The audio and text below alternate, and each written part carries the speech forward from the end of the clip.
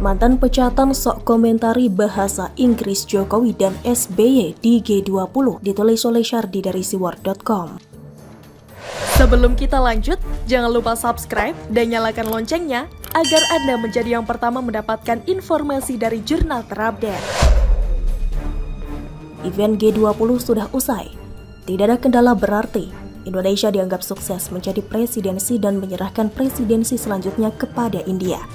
Di acara ini ada banyak kelucuan yang dibuat tetangga sebelah. Salah satunya Anies yang hanya tampil di acara sampingan skala kecil tapi oleh pendukungnya dipelintir, sehingga Anies disebut tampil di G20. Padahal itu adalah forum kepala negara, bukan forum gubernur rasa presiden. Bahkan ada hoax video di mana Anies dinarasikan diundang oleh para pemimpin G20 dan dipanggil presiden. Pendukungnya halu parah, mungkin salah makan obat, atau entah habis makan apa sehingga pikirannya jadi melenceng. Selain itu ternyata kemampuan bahasa Inggris Jokowi juga ikut dipermasalahkan. Said Didu merespon video yang diunggah ke Twitter soal perbandingan bahasa Inggris Jokowi dan SBY. Mari kita simak perbedaan video Pak Ed SB Yudhoyono dan Pak Ed Jokowi ketika kedua pemimpin ini sama-sama berada dalam acara G20. Di video ini Pak SBY tampak tidak menggunakan teks dan percaya diri tanpa mengganti bahasa, katanya. Video tersebut memperlihatkan momen ketika SBY memberikan statement di KTT G20 Toronto 26-27 Juni 2010. Saat itu SBY duduk semeja dengan Presiden Amerika Serikat Barack Obama. Sedangkan statement dari Jokowi di KTT G20 Bali yang mendorong agar peperangan dan konflik dunia segera dihentikan. Dari gesturnya sepertinya Jokowi membaca teks ketika menyampaikan pernyataannya tersebut. Setelah mengucapkan beberapa kalimat, Jokowi kemudian mengganti pernyataannya dengan bahasa Indonesia yang kemudian diterjemahkan oleh penerjemah. Menanggapi isi video tersebut, Said Didu berkomentar pendek, "Ojo dibandingke." Haduh, memangnya kalau kepala negara bisa bahasa Inggris, lantas negara tersebut akan jadi negara mega power? Nggak ada kaitannya, Pak. Presiden Cina Xi Jinping juga tidak begitu bisa bahasa Inggris. Putin juga memilih berbahasa Rusia. Bahkan Perdana Menteri India, Narendra Modi juga memilih berbahasa India meski dia bisa berbahasa Inggris. Di forum dan pertemuan internasional, tidak semua delegasi dan pemimpin negara bisa bahasa Inggris. Maka dari itu selalu ada interpreter yang disiapkan oleh negara yang bersangkutan untuk menerjemahkan ke dalam bahasa ibu agar mereka bisa memahami dengan baik. Dari dulu juga begitu prosedurnya, tidak ada yang menertawakan pemimpin negara yang tidak bisa bahasa Inggris. Kalau pemimpin hanya dinilai dan dibanggakan karena pintar berbahasa asing, saran saya bagusnya jadi penerjemah saja, atau merantau ke Bali dan menjadi pemandu wisata untuk para bule yang berwisata. Sama halnya dengan pendukung Anies yang juga sangat bangga ketika Anies berbicara dalam bahasa Inggris. Padahal kalau mau jujur, bahasa Inggris Anies ya biasa-biasa saja. Memang lebih bagus dari Jokowi, tapi itu tidak penting dan tidak perlu jadi patokan kehebatan seseorang. Di Amerika, para gelandangan, pengemis, dan orang miskin juga bisa bahasa Inggris dari kecil. Tapi yang mereka gitu-gitu aja, tidak ada yang istimewa. Kemampuan berbahasa itu bisa dipelajari siapapun, asalkan dilatih. Tapi seorang presiden tidak wajib bisa. Kalau bisa itu bonus tambahan yang juga tidak terlalu penting bagi kemajuan negara. Anies bisa bahasa Inggris, tapi kinerjanya apa? Banyak omong doang. SBY bisa bahasa Inggris, tapi yang diingat orang hanyalah Candi Hambalang yang mangkrak dan jurus legendaris prihatin. Seharusnya bangga bahasa Indonesia bisa digunakan dalam pertemuan besar skala internasional yang diributkan para member sakit hati ini tidak pernah logis. Urusan bahasa saja diributkan seolah itu urusan genting, dan faktanya Jokowi tidak bisa bahasa Inggris tapi bisa jadi presiden. Sedangkan Didu, apa dia bisa bahasa Inggris? Oke, kita anggap dia jago bahasa Inggris, tapi sekarang jadi apa? Bukan presiden, bukan menteri, hanya mantan pecatan yang sakit hati karena malu ditendang dari jabatannya. Apa yang bisa dibanggakan dari mantan pecatan? Malu boy. Bisa bahasa Inggris juga sama saja. Fakta lainnya Indonesia jauh lebih bermartabat dan dihormati. Di bawah kepemimpinan Jokowi. Di mana-mana warga dunia kenal Jokowi, itu fakta. Jokowi populer bukan hanya di Indonesia, tapi juga di dunia. Said Didu, di sini saja banyak yang gak kenal. Kasihan, bagaimana menurut Anda? Nasdem frustasi berat menyerukan perang buat membela Anies ya, Sar Nasrun, ditulis oleh Daeng dari siwar.com. Sebelum kita lanjut, jangan lupa subscribe dan nyalakan loncengnya agar Anda menjadi yang pertama mendapatkan informasi dari jurnal terupdate. Tampaknya Nasdem sudah putus asa.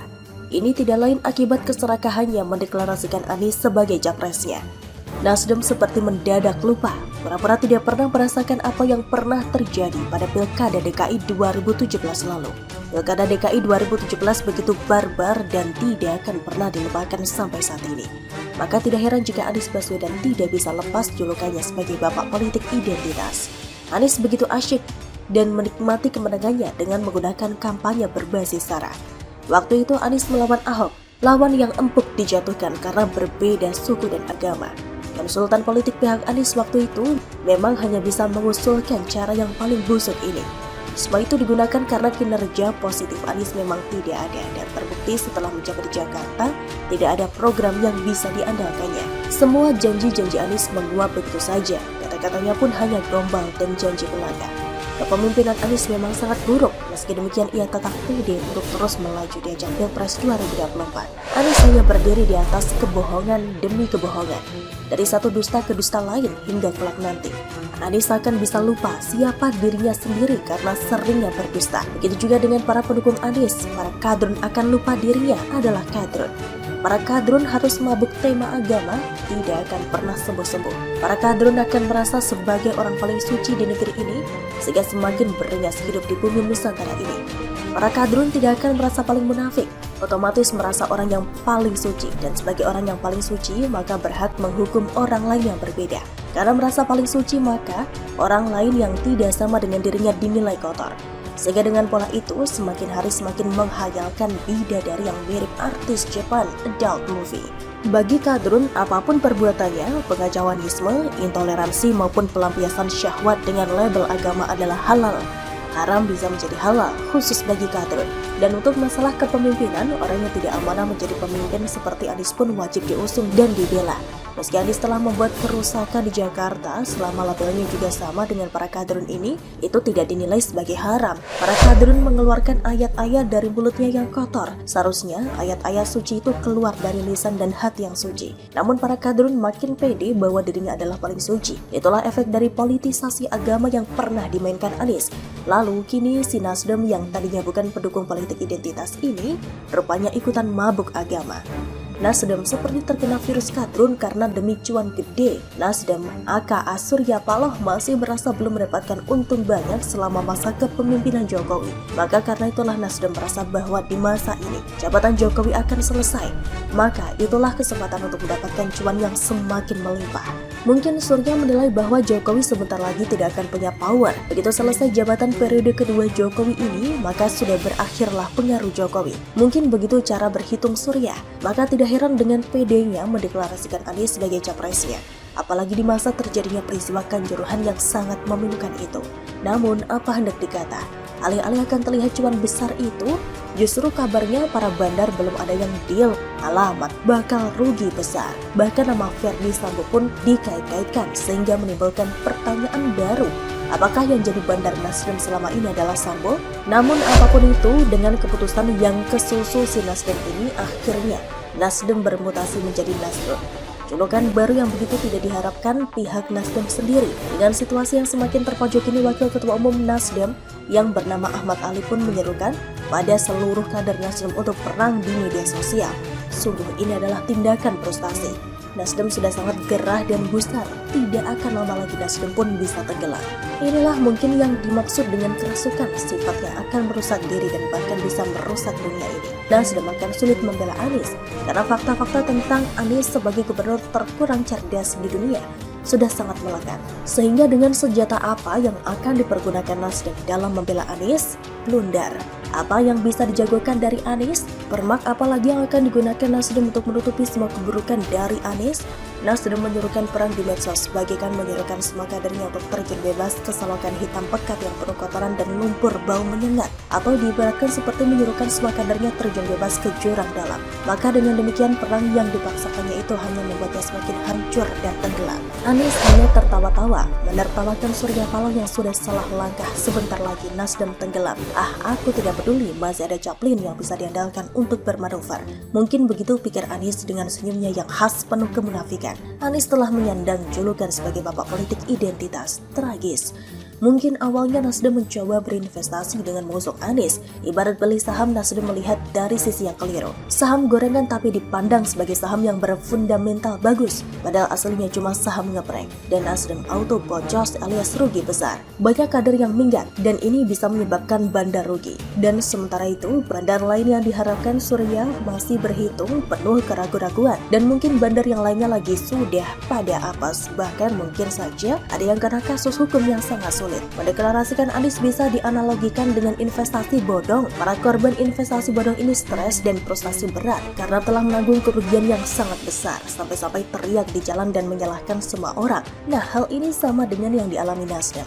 Nasdem baru sadar setelah nekat masuk ke investasi bodong atau nekat mendeklarasikan Anies. Nasdem sebenarnya sudah tahu, tapi karena ingin pembuktian maka dilakukanlah langkah nekat itu. Akhirnya Nasdem merugi besar, mirip korban investasi bodong yang frustasi berat lalu mencoba bikin rusuh. Nasdem mungkin sudah masuk taraf gila karena telah menyuruhkan perang akibat kebodohannya sendiri. Nasdem sendiri yang bikin masalah lalu menyalahkan orang lain, kemudian menyuruhkan perang. Sekali lagi Nasdem sendiri masuk investasi bodong.